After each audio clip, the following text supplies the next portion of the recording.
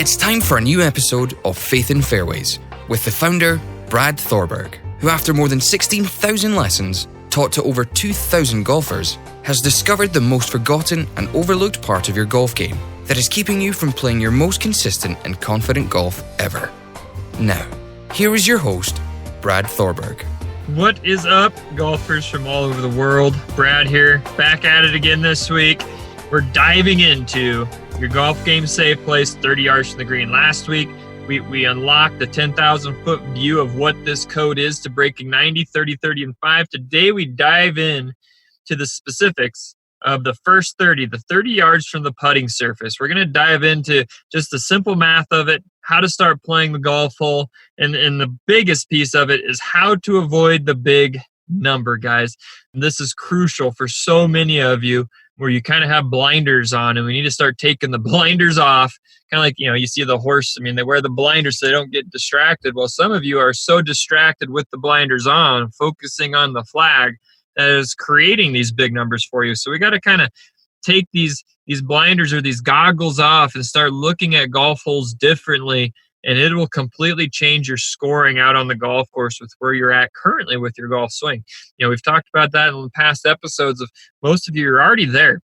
You already have the full swing to go play good, consistent golf under 90, but you're so focused on that swing that you're overlooking where the majority of your shots come from. And today we're diving in to the first piece, and that's how can we get within 30 yards of the putting surface consistently to avoid big numbers and allow to put the pressure, well, not the pressure, that's not the word we want to use, but what would be the opposite of pressure here? Because we're not putting pressure, we're taking the pressure off. We're relieving the pressure of our short game by positioning ourselves in a good spot. So we're taking pressure away from our short game by already saying, hey, I'm putting myself here to make this so much easier to chip and pitch within 30 feet. Because the next step is, how do I get within 30 feet? So today, how do we find our safe place? I like to call it the safe place. So when you start looking at the green, and we talked last week about how you want to start looking at the hole backwards from the green to the first tee. Because basically you want to start teeing off with clubs that allows you to have a mid-iron somewhere within 30 yards of the putting surface. You want to start looking at par threes going, where's the worst place to put this? And where would be the best place to miss the green? And now you start aiming in that direction with the club that either puts you just short or long, but you're taking big numbers out of play. And we want to start looking at that. So what you want to do is you want to look at the green, and you want to take kind of a marker in your head and think, all right, trace an outline outside that green 30 yards. And you go, all right, where's the worst trouble? Is it on the right, the left, short, long? And as soon as you look at that, you go, all right, I want to be 30 yards away. So the simple math here is you want to start kind of calculating, all right, what are my two shots to get within 30 yards of this screen? It could be driver, it could be hybrid off the first tee. And then from there, you're trying to pick an iron that positions you either on the shorter side or the longer side, and then we aim left or right based on the trouble. So when you start looking at these holes backwards, you go, all right, where's the worst place? Is the green severely sloped from back to front? And there's no trouble up front. Well, being 30 yards off the front of the green would be ideal, because now it's just a little low pitch and run, a very short swing, and the shorter the swing, the less room and margin for error. So you're always looking for, all right, where's the simplest place to chip or pitch from into the screen? Or where's the worst trouble? Is it a bunker? Is it water? Is it out of bounds over here? Is the green really narrow on that side? I'd rather be chipping from the opposite side into the fat part of the green. So you want to start looking at the green and going, all right, where do I want to be hitting my birdie shot? Do I want to be on the left or right side based on trouble? And do I want to be in front or behind based on trouble and slope? So you're always looking for those couple of things. Once you kind of decide where you want that shot to be heading, from there we just start doing the math. We go, all right, hole's 380 yards, and I want to be short left. So now I can minus, 15 yards from distance from middle of the green to the edge of the green, and then I can minus another 30 from edge of the green out to the short left. So now I got 45 yards. So now the hole's really, only playing 335 yards. So now I can technically, if you hit 150-yard 7-iron, now you could technically go 5 hybrid, probably a 7 or 8 iron, little chip and run into the middle of the green, 1 or 2 putt, par bogey. right on track. See how simple that was? So you want to start looking at your safe place. You want to look at the green and go, where's the position that's the easiest to chip from? Or where's the worst trouble where I can make the biggest number? Is it left or right? So find that first. Do I want to be on the left half or the right half of the green? So we'll say it's the left half. All right, now do I want to be on the short side or the long side? Is there more trouble front or back? Well, the back is, slopes way down a hill, thick rough. In the front, there's no trouble up there in the front left, so I want to be there. Or maybe there's a creek that runs in front. Well, now it's a no-brainer. I want to be on the back half. Now do I want to be chipping from the left or the right? Well, the pin is tucked on the far right side.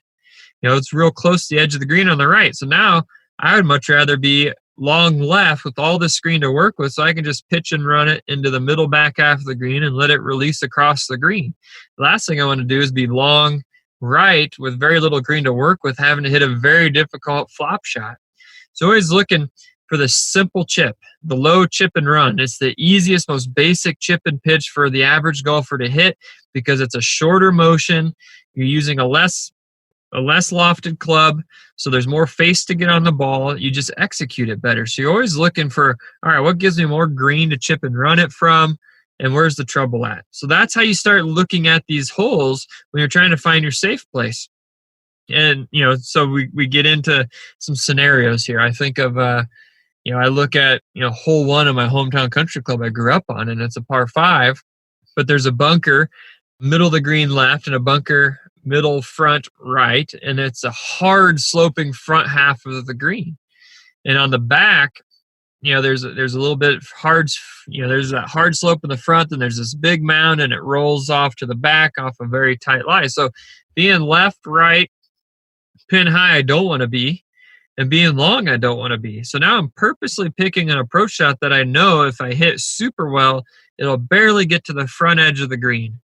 And if I miss it, like I probably will 7 out of 10 times for most of you listening, it gets me in that 20, 30-yard window short, but it's taking the bunkers out of play, it's taking long out of play, and it's putting me in a position to have a little pitch and run into that hill and getting it into the middle of the green where I can easily 2-putt and walk away with a bogey, if not 1-putt for a par, depending on the pin placement. I'm not even worried about where the pin is until I'm rolling my 30-footer to 5 feet, right? So that's how you want to start looking at it. That's just a super simple scenario of how you would choose that club. So if you're sitting there and you're shooting the middle of the green or the pin's in the middle and it says 150 yards, you better not be hitting your 150-yard club. Because if you lose it to the right or pull it to the left, you're now in a bunker with a weird humped back green sloping hard to the front that you could all of a sudden hit out of the bunker and roll off the front of the green. And now you have to chip back up. And then you chip and 2-putt, and now you're looking at a double bogey. So we got to start looking at things differently. And this is what this episode is all about, is finding our safe place. So from there, if you are 150 out to the middle of the green and it's 15 yards to the front, and I'm just using that because on average, guys, the average green is 30 yards wide and 30 yards deep on average. I know a lot of you play courses where it's very different. Greens are different all over the place, but that's the average. So if you got 15 yards from the pin to the front edge of the green, now you're looking at 135 yards max. So you're going, all right, if I flush my 9-iron, I maybe get on the very front edge and I take the bunkers out of play. So now it's a 9-iron shot. You're not trying to kill it because you're telling yourself, hey, 20 yards short is a simple up and down. It's a pitch and run to the middle. And, if we have the short game, we're talking 8, 10, 15-foot putt chance for par. And this is how you're going to start to make some pars and just shatter 90 in no time, guys. No time. Shattering 90 in no time. By starting to find your safe place. That first 30 of the 30-35 code to breaking 90 is finding that safe place 30 yards from the putting surface, not the pin, the putting surface. Even though Brad has cracked the code to consistently breaking 90, there are still 3 major mistakes he's found from working with over 2,000 clients that will sabotage your round before you get to the first tee. Head to www.mygolfcode.com now to receive your free guide, where he outlines all 3 faults and provides you with some easy action steps to start playing more consistent golf today. So another scenario I think of here is hole 8 of my hometown country club. Has huge mounds on the right and the left, And the left's a big pond and thick rough over the green, big mounted, and it slopes like 15 feet down a hill to the water pump house. So here the clear leave is to be short and right, 30 yards short and right. And this is a long, long green. So a lot of times people sit there and go, man, I got to get it onto the green, especially if the pin's in the back. Well, no, you don't. That's the mistake most of you are making is you're seeing this pin in the back left and you're thinking you have to hit the ball at it. And here's what happens. You may hit a perfect tee shot. And this is what I love about this hole is it's a downhill dog leg left.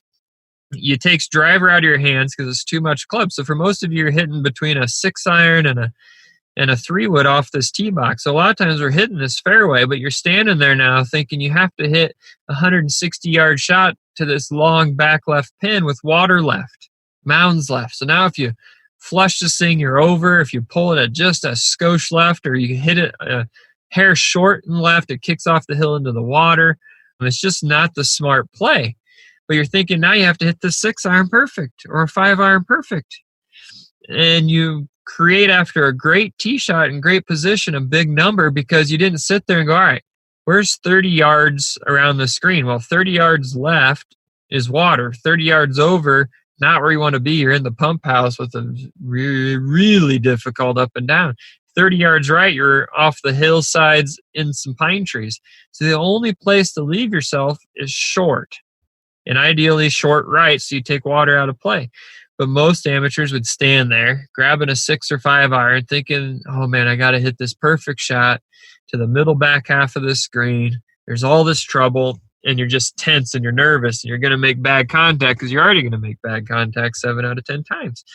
But if you sat there and you said, wow, from where I'm sitting, it's only 130 yards to the front right of the screen. Now you're sitting there grabbing like a pitching wedge 9-iron, which you don't miss hit too often. And you're just throwing it up to the front. And then for most of you, you could putt from there. Now you're just 3-putting for a bogey, 2-putting from the front to the back half of the green, funneling it down there, giving yourself a chance, guys. It's all about giving yourself a chance at par, tapping in for bogey. That's how we consistently break 90. But you gave yourself a chance.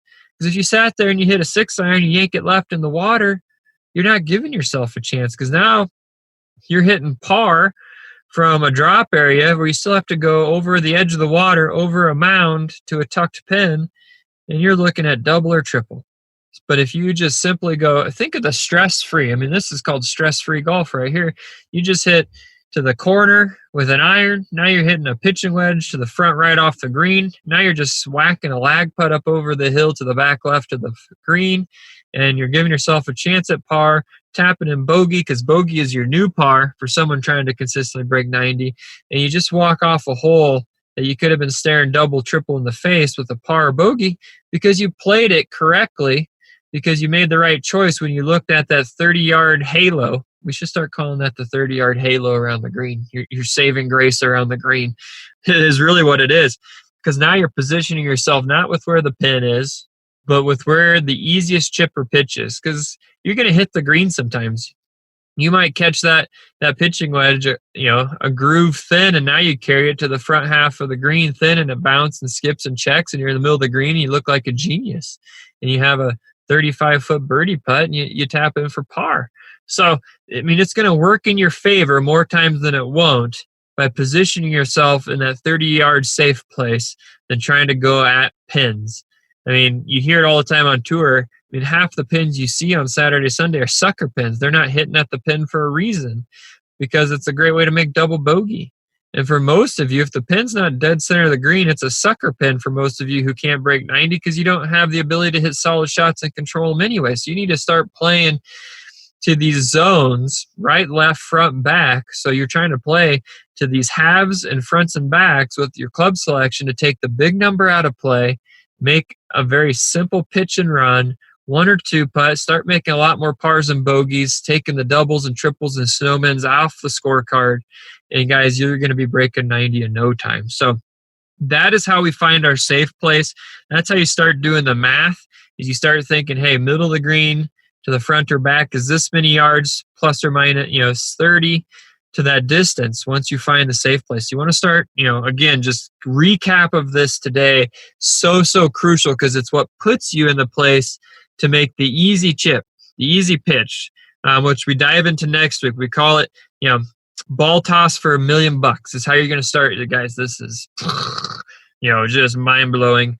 But it's ball toss for $1 million is what we're going to cover next week. Because when you start looking at your chipping and pitching that way of tossing a ball, if $1 million was on the line to get it the closest, that's how you should be hitting your chip and pitch. And for most of you, you're going to realize, well, that's just a low little pitch and run because we have more control over the lower the ball goes. So when we start looking at, all right, where's my safe place 30 yards out that allows me to hit a little pitch and run or even a putt from 15 feet off the edge of the green in the fairway and putting from there is such a higher percentage shot than trying to hit a chip from the rough, right? So finding your safe place is so crucial to this code. Getting that 30 yards off the edge of the green, so crucial because it sets up the easy chip, which then allows us to 1 or 2 putt and start making a lot of pars and bogeys, guys. So you got to start doing the math. You simply want to look at the green and go, all right, do I want to be on the left half or right half? And do I want to be short or long? Once you do that, you found your quadrant and you do the math. You're either, you're saying, hey, it's 10 yards from the middle to the edge plus another, 30 or minus another 30. And you got your number. So now you're picking your club selection from the tee box and the fairway, your club selection from the par 3, or you're strategizing all 3 shots on the par 5 to make it the easiest. Because 7-iron is a whole lot easier than trying to rip driver and fairway wood and making triple bogey on the par 5. So now you're just doing simple math, choosing the shorter clubs possible to get you to that safe place. So hopefully that helps you guys understand the first part of the code, finding your safe place, doing the math, looking at the green, going right, left, short, long. From there, you got your yardage. Now you go back to that tee box, first tee box, whichever tee box you're on. But you go back to the tee box, and now you're strategizing, all right, what clubs do I need to hit from the tee and from the fairway to give me that club to be in that safe zone? And for the majority of golf holes you will play, literally probably 16 out of 18 on your home course, being short is key. Now it's just short right or left. So you're making every hole shorter, which means you don't have to hit driver. You're choosing shorter clubs from tee boxes and from fairways, which just makes it easier to hit. You're going to have way more success, and you're putting yourself in a position to get that next shot within 30 feet of the cup because you're giving yourself the easier chip and run or pitch and run, which we'll dive into next week, is the concept of ball toss for $1 million. You don't want to miss that. Everybody, from the beginner golfer to my mini tour guys, ball toss for $1 million just instantly simplifies what club to pick and how to execute the shot. And we're going to dive into that and just to help give you the confidence next week in your chipping and pitching game. And we're going to give you my number 1 drill to start improving your chipping and pitching instantly next week. So stay tuned for next week. Don't want to miss that. That's going to help every golfer out there with their chipping and pitching with the concept of ball toss for $1 million.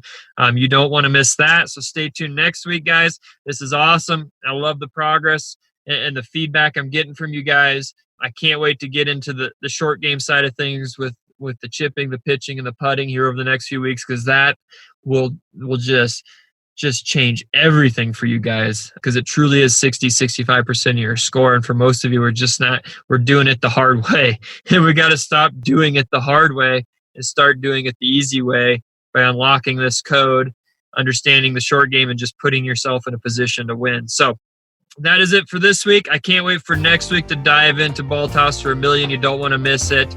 Until then, get out, play some golf, start implementing these things, and we will talk to you next week.